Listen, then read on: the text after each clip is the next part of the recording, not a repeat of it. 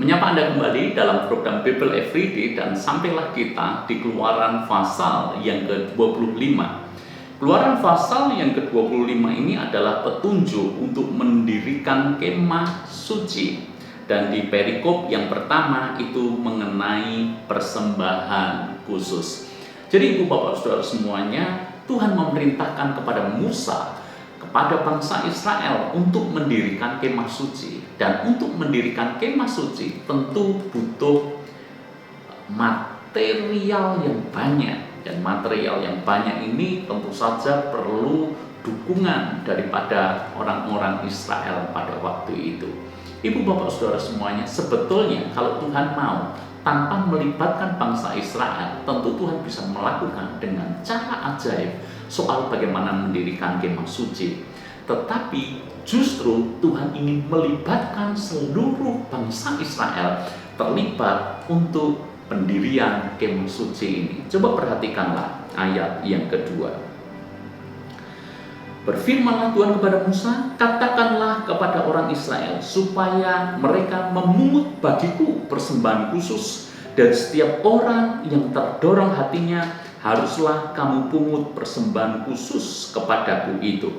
Jadi Tuhan memerintahkan kepada bangsa Israel supaya mereka memberikan persembahan khusus. Tetapi coba perhatikan dengan teliti apa kata Tuhan yang disampaikan melalui Musa. Dari setiap orang yang terdorong hatinya. Jadi Tuhan memberikan pilihan kepada mereka. Ini ada sebuah proyek, yaitu kemah suci. Semua bangsa Israel diberikan kesempatan untuk mempersembahkan apa yang mereka punya untuk kemah suci ini, dengan catatan hanya yang terdorong hatinya. Dengan kata lain, Tuhan tidak memaksa bangsa Israel untuk melakukannya. Kalau orang punya kerelaan hati untuk mempersembahkan, maka silakan persembahkan. Tetapi kalau mereka terpaksa, lebih baik tidak. Itulah prinsip Tuhan, hanya yang terdorong hatinya. Kenapa Tuhan menetapkan sebuah prinsip hanya terdorong hatinya? Sebab memberi itu sesungguhnya bukan keuntungan Tuhan. Memberi justru adalah keuntungan bagi orang yang melakukan. Sebab dia mendapatkan kesempatan untuk terlibat dalam sebuah pekerjaan Tuhan. Orang yang tidak rela hati tidak usah beri. Sesungguhnya orang seperti itu kehilangan kesempatan istimewa untuk terlibat dalam pekerjaan Tuhan yang mungkin tidak akan terulang lagi. Sayangnya pemandangan seperti ini justru semakin hari semakin jarang kita jumpai. Banyak orang Kristen untuk pekerjaan Tuhan mereka memberi, tapi sayangnya memberi bukan karena terdorong hatinya, memberi bukan karena rela, tapi memberi karena terpaksa. Kenapa mereka memberi karena terpaksa? Karena mereka dalam tanda kutip juga dipaksa oleh pemimpin rohaninya untuk mempersembahkan. Saya mengamati sebuah persembahan, kalau tidak dari rela hati, sebaliknya hanya karena paksaan, itu tidak bisa jadi berkat. Yang memberi juga tidak akan diberkati karena terpaksa. Dan itu sungguh sebuah proyek yang sangat melelahkan. Pemimpin akan berulang lagi memaksa, menyindir, memanipulasi, menggunakan cara apapun supaya terkumpul uang untuk proyek yang sedang mereka lakukan. Belajarlah dari Musa. Mari jemaat, kalau Anda memberi, janganlah Anda melakukannya dengan terpaksa. Saya bahkan berkata kepada Anda, khususnya jemaat yang saya gembalakan, kalau Anda memberi, jangan karena terpaksa. Kalau Anda terpaksa, lebih baik Anda tidak memberi. Dan sebagai pemimpin, saya sampaikan kepada siapapun yang mungkin akan melihat video ini, kalau Anda seorang pemimpin, jangan pernah Anda memimpin dengan cara memaksa kalau bicara soal persembahan.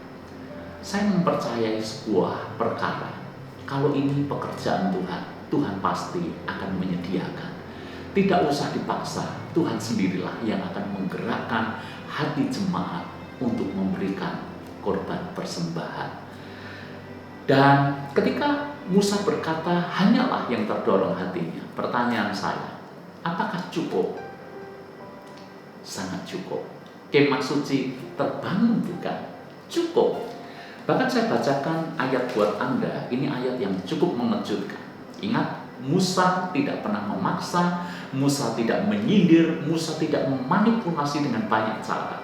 Musa hanya berkata kepada mereka yang terdorong hatinya, beri, yang tidak usah. Akibatnya apa? Saya loncat ya, Keluaran pasal 36 ayat yang ke-6. Lalu Musa memerintahkan supaya dimaklumkan di mana-mana di perkemahan itu demikian. Tidak usah lagi ada orang laki-laki atau perempuan yang membuat sesuatu menjadi persembahan khusus bagi tempat kudus. Demikianlah rakyat itu dicegah membawa persembahan lagi. Ini ayat luar biasa.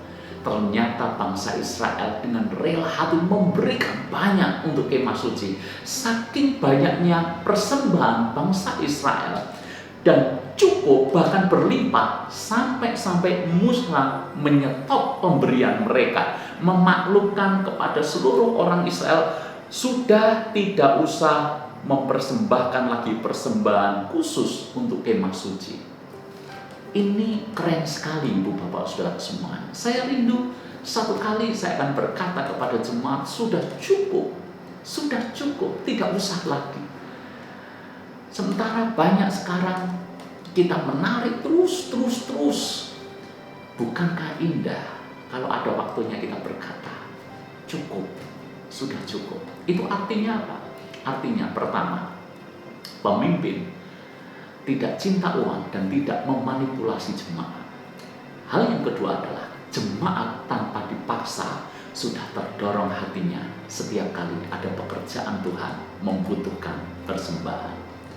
Saya sampaikan kepada Anda semuanya, memberi persembahan bukan menguntungkan Tuhan, bukan menguntungkan gereja, tapi memberi persembahan sebetulnya adalah sebuah hak istimewa. Sebab kita diberkati Tuhan dan sudah seharusnya kita memuliakan Tuhan melalui harta kita. Kita bisa memuliakan harta kita untuk sesama, untuk orang-orang yang membutuhkan, tapi juga untuk pekerjaan Tuhan. Kalau memang ada waktunya pekerjaan Tuhan membutuhkan uang kita, mari kita lakukan sama-sama. Sebagai pemimpin, saya juga akan melakukan hal yang sama. Saya tidak akan hanya menyuruh Anda atau memberi dorongan kepada Anda untuk memberi. Saya pun akan memberi. Mari kita sama-sama dukung pekerjaan Tuhan. Kalau ada pekerjaan Tuhan yang membutuhkan uang kita, membutuhkan tenaga kita, membutuhkan waktu kita, siapa yang terdorong hatinya, mari kita lakukan. Saya percaya Tuhan pasti memberkati kita.